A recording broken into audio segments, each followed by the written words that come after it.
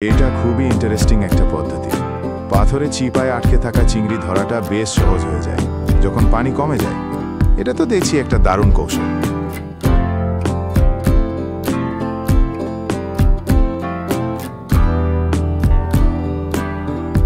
চিংড়ি ধরার বিভিন্ন কৌশল আছে।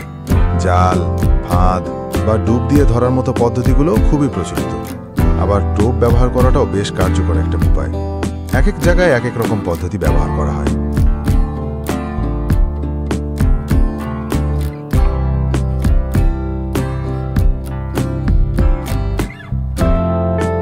চিংড়ি ধরার বিভিন্ন কৌশল আছে। জাল, ফাঁদ বা ডুব দিয়ে ধরার মতো পদ্ধতিগুলো খুবই প্রচলিত। আবার টোপ ব্যবহার করাটাও বেশ কার্যকর একটা উপায়। এক এক জায়গায় এক এক রকম পদ্ধতি ব্যবহার করা হয়।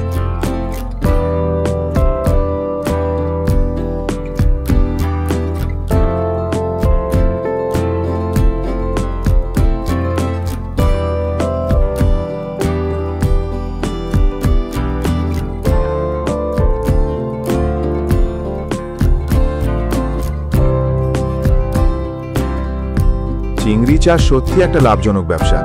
দেশে বিদেশে চিংড়ি চাহিদা অনেক বেশি। আধুনিক পদ্ধতিতে চাষ করলে ফলনও বেশ ভালো পাওয়া যায়। কম বিনিয়োগে খামার করা যায় আর সারা বছর চিংড়ি চাষ করা যায়। এটা তো একটা বড় সুবিধা।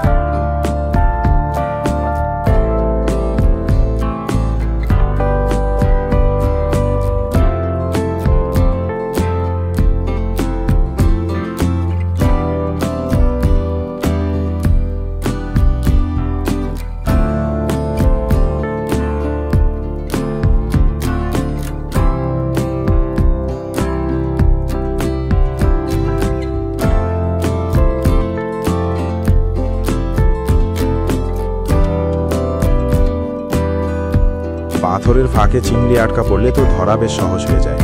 এই পদ্ধতিটা দেখছি আসলেই কার্যকর, আর মাছগুলোকেও সহজেই ধরা যাচ্ছে ঝুড়িতে রাখার জন্য।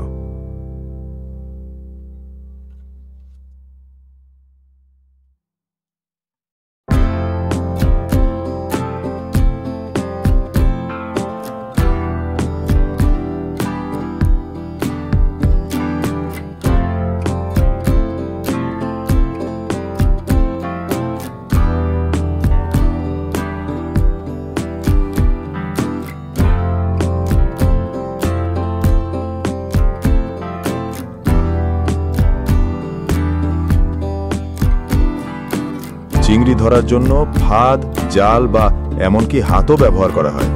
আর অগভীর পাথুরে এলাকা তো চিংড়ির বসার জন্য প্রিয় জায়গা। আপনি কি এই পদ্ধতিগুলো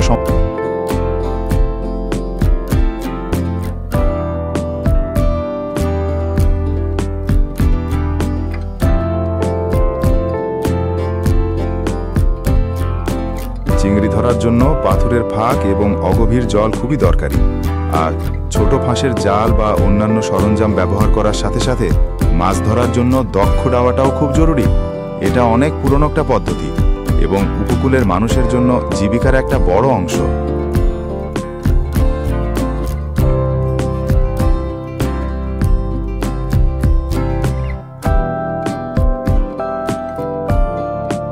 চিংড়ি আর লবস্টারের বসাবার জায়গা একটা বড় পার্থক্য। লবস্টার সাধারণত গভীর সমুদ্রে থাকে, যেখানে তাপমাত্রা স্থির থাকে। আর চিংড়ি অগভীর জল, যেমন উপকূল, খাড়ি বা নদীর মোহনায় থাকতে পছন্দ করে। কিছু কিছু চিংড়ি তো মিষ্টি জলেও থাকে। এটা সত্যিই একটা বেশ বড় পার্থক্য ওদের মধ্যে।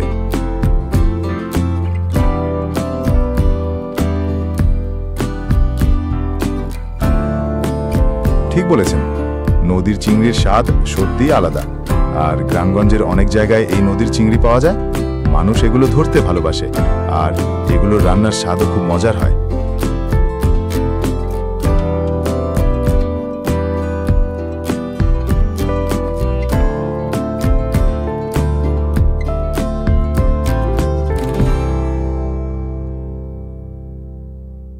চিংড়ি চাষ করে এখন অনেকেই লাভবান হচ্ছে, বিশেষ করে গ্রামগঞ্জে। এর চাষ খুব বেড়েছে।